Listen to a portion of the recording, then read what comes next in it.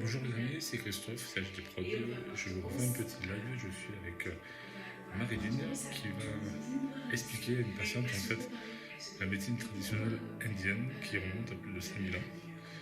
On y retrouve les premiers écrits et c'est une des premières médecines où on retrouve ces écrits.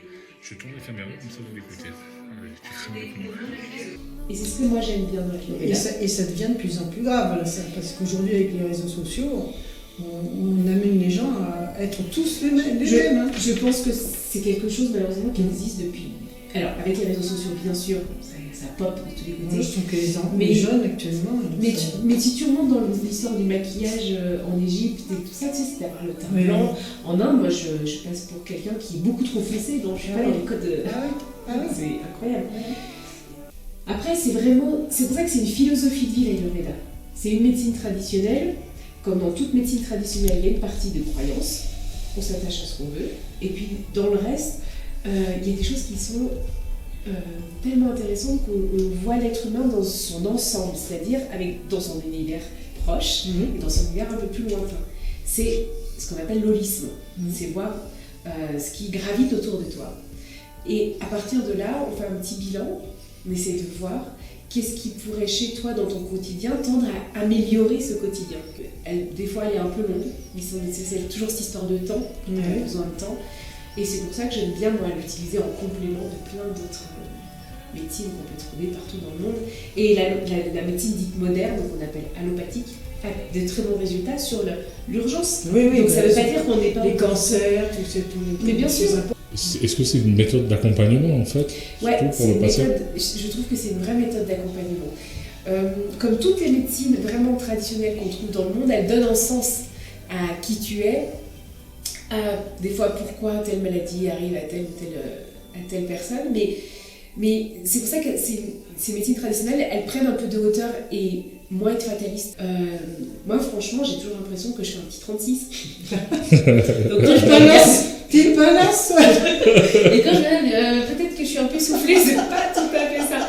Tu vois, on a du mal à se regarder vraiment avec honnêteté. Il y a en Ayurveda, donc on travaille avec les 5 éléments, et ces 5 éléments sont reliés, donnent des groupes, 3 groupes. Vata, Pitta et Kapha, ce qu'on appelle les doshas. On dit que c'est la nature première qui réside dans tout être vivant. Mais une personne ne sera pas que Vata ou que Pitta ou que Kapha, ça va dépendre. La personne ne sera que feu, que terre, que eau, que éther, etc. On a un mélange de tout ça. Bien sûr. Mais après, il y a des dominances, pas dans une case. Mais ceci dit, dans la vie de quelqu'un, j'ai du recul à l'âge que j'ai, on change aussi. Oui, c'est ça. Et c'est exactement ce que je veux dire, c'est qu'on n'est pas... Il y a des moments de vie. On dit que le premier cycle de vie, on est plutôt Kapha, les bébés sont plutôt ronds, ils sont douillets, on a envie de les tripoter, tout ça. Après, on passe à l'âge adulte, c'est plus Pitta. Donc là, il faut qu'on travaille. C'est là qu'on bouge, qu'on soit animé, qu'on a des activités à faire. Et puis après, sur notre dernier cycle de vie, on rentre dans une période dite plus Vata. Donc là, c'est plus l'air. Donc on a les os qui craquent un peu plus. Selon moi, une médecine qui prend, parce que l'on parlait de temps, elle est très longue pour avoir des résultats. Donc c'est pour ça que c'est important de l'avoir régulièrement. Faire un massage, ça n'a pas de sens. Donc faire régulièrement, là, ça donne du sens. De faire un bilan régulièrement avec des personnes compétentes. Régler un peu son alimentation dans le quotidien. C'est vraiment méthode d'auto-guérison, carrément. Mais c'est d'apprendre un peu à mieux se connaître. Je trouve qu'elle nous rend tolérantes, cette médecine. Moi, c'est ça qui me plaît. C'est de voir qu'on n'est pas obligé. Là, tu as ouvert mon appétit de savoir et de connaître cette médecine-là. Médecine chinoise, c'est quelque chose que tout le monde connaît. Médecine indienne, je savais qu'il y en avait, mais je n'avais jamais creusé. Et ça a l'air vraiment super intéressant. C'est hyper intéressant.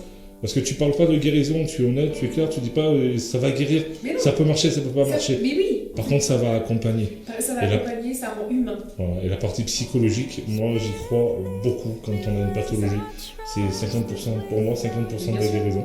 Donc ça peut être apporté par ces médecines-là et c'est vraiment super. Je te remercie beaucoup. Merci à toi. Marilyn. Et madame, je m'en oublie. Françoise. Oh, comme maman. Françoise. Je m'en serais rappelé alors.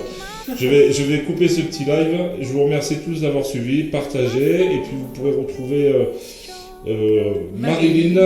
Me donnera son Facebook si tu as quelque chose. Je le mettrai en lien de cette vidéo.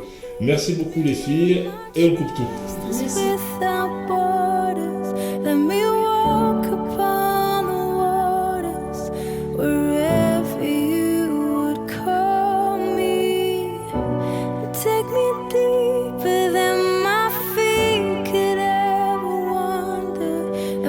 faith will be made strong.